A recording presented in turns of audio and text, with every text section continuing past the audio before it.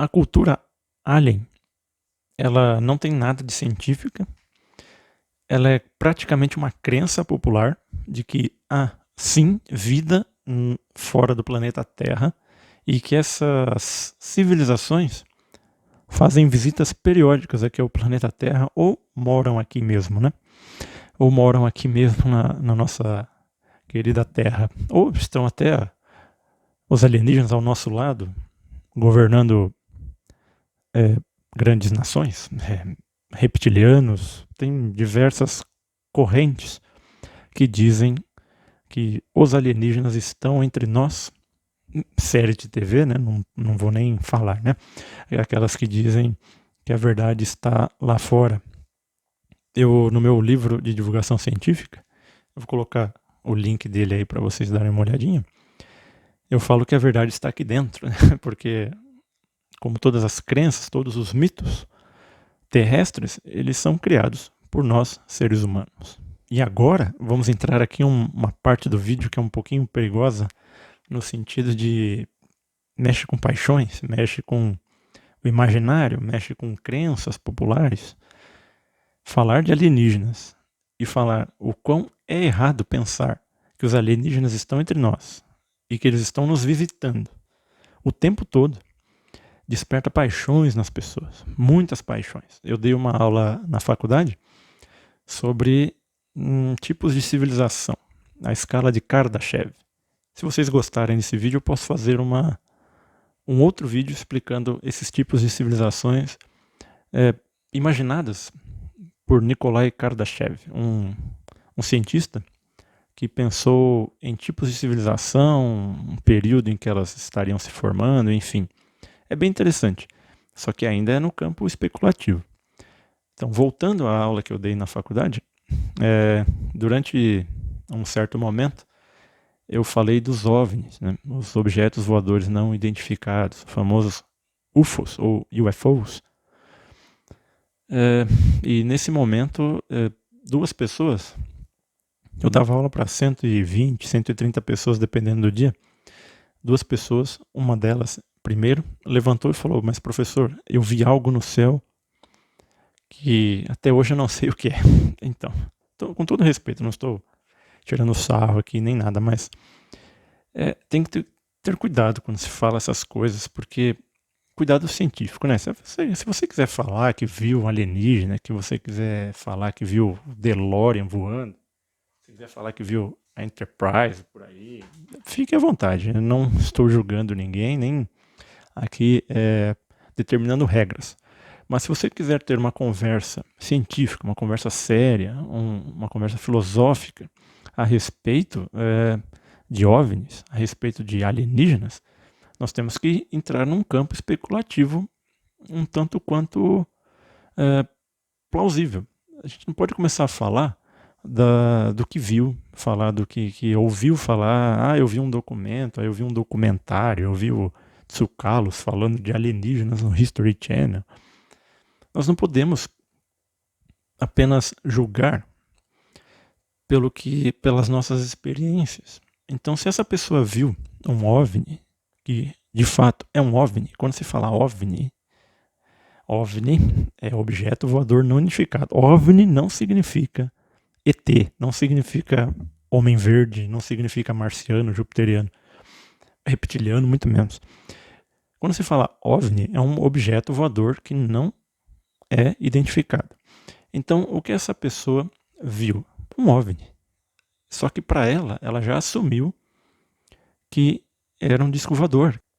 Então, é muito difícil para nós discutirmos de forma acadêmica, vamos dizer assim, quando as pessoas têm paixão por esses assuntos. Logo em seguida que eu falei, eu expliquei para a sala o que era um OVNI, coisa, é claro que eles sabiam que era um OVNI, mas eu quero dizer, essa explicação que eu dei há pouco, de que nem todo OVNI é sinônimo de alienígena, nós temos que olhar esse campo especulativo, falar por que justamente a primeira coisa que vem à sua mente é um alienígena, é um disco voador, é um OVNI. Você pode ficar admirado. Você pode olhar e falar, caramba, o que é aquilo ali no céu? É um pássaro, um avião? Mas não, a primeira coisa que se pensa não é alienígena. Não, ou ao menos não deveria ser. Numa sociedade com pensamento crítico, não deveria ser a primeira coisa que vem à mente é um alienígena, um ET. Deveria passar por outras coisas.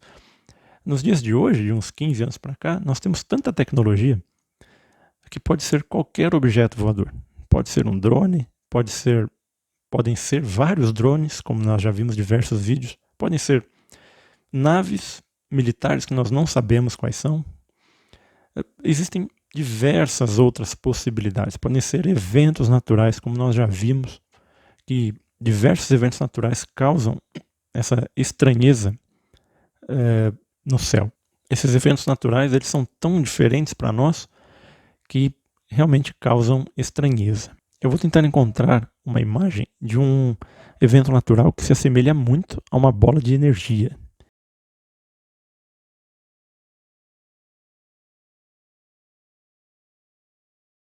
Vocês já devem ter ouvido falar no incidente de Roosevelt, que ocorreu em 7 de julho de 1947, no estado do Novo México, nos Estados Unidos.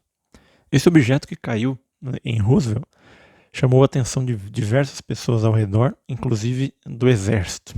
O exército cercou a área e impediu que as pessoas chegassem perto desse objeto que havia caído em Roosevelt, nesse dia 7 de julho de 1947. Foi feito praticamente um campo ali ao redor, onde que somente as autoridades do exército americano e da defesa americana podiam entrar nesse campo, e ali todas as pessoas ao redor estavam impedidas até mesmo de chegar próximo àquele campo. Isso causou um tremendo pavor para as pessoas. Elas não sabiam do que se tratava aquele objeto que havia caído e que chamou a atenção do governo em questão de minutos, dias, horas.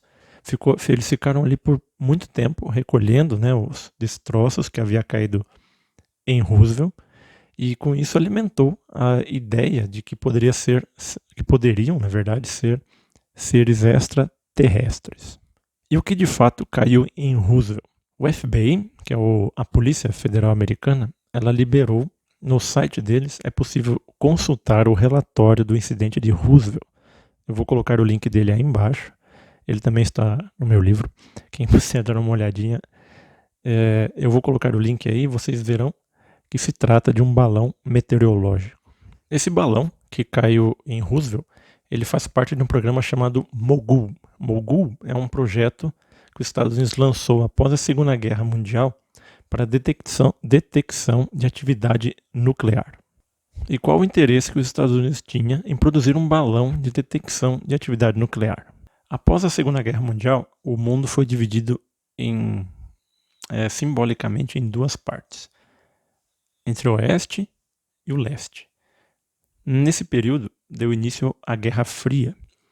A Guerra Fria, entre os Estados Unidos e a antiga e extinta União Soviética, era para ver quem tinha domínio comercial armamentista no mundo.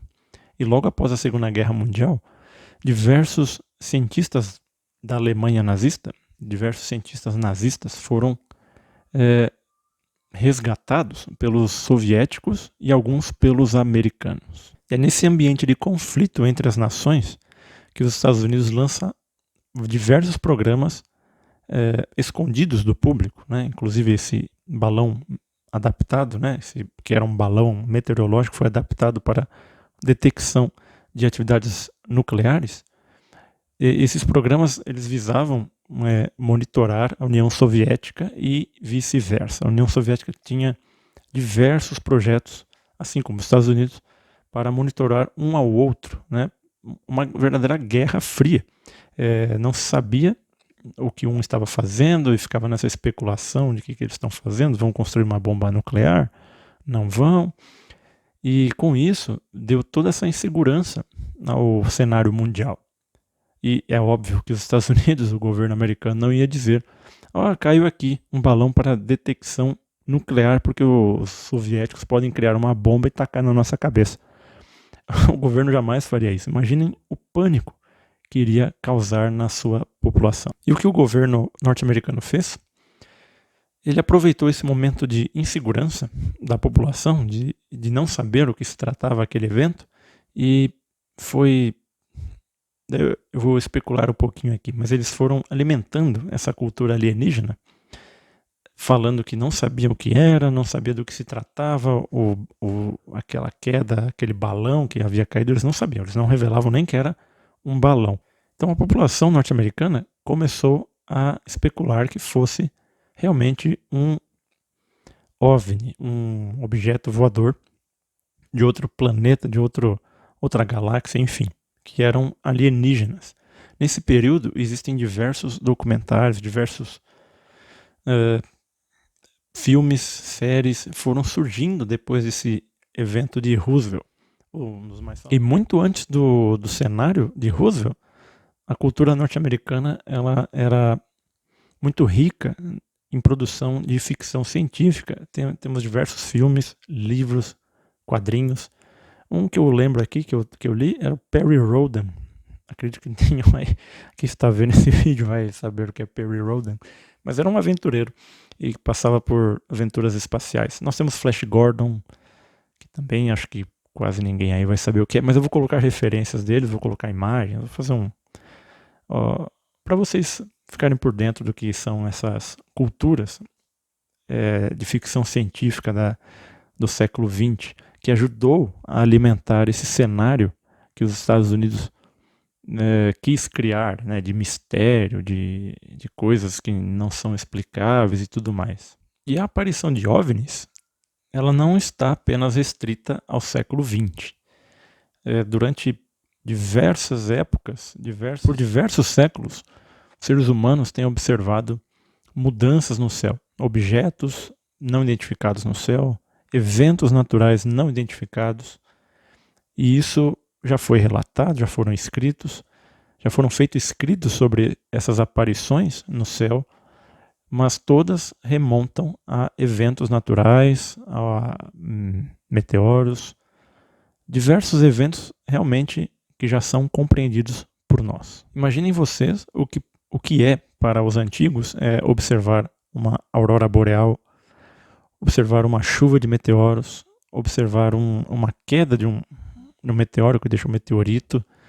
Imagina o que deveria ser para os antigos esses eventos fantásticos. Nós temos alguns exemplos, eu vou encontrar a imagem para vocês, de desenhos rupestres, né, aqueles desenhos feitos em cavernas, de possíveis eventos naturais retratados pelos antigos moradores das cavernas. Ou seja, o céu está sempre nos proporcionando esses eventos naturais.